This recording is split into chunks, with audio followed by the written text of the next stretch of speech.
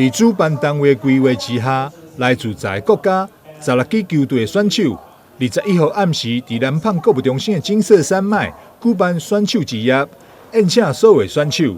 因为因在22号、23号将伫咧市府西平广场拼关下。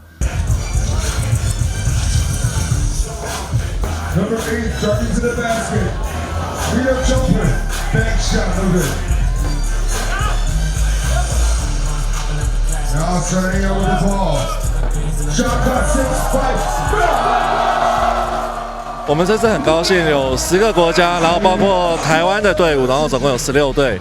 然后大家可以看到现场这场比赛有世界第1名的队伍跟世界大概第10名或第12名的队伍在进行对战。然后这次来的世界前10名的队伍总共有5个球队。然后我们很开心，这次能够把这么盛大的比赛，然后在我们台南市举行。然后我们希望未来呢，也能够希望这个国际挑战赛呢，能够在台南每一年都来进行这样子。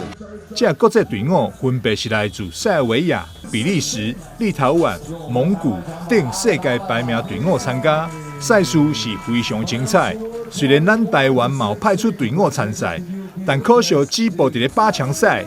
经过2天的赛程，最后由塞尔维亚拿下台南站的冠军。台南新闻张硕维采访报道。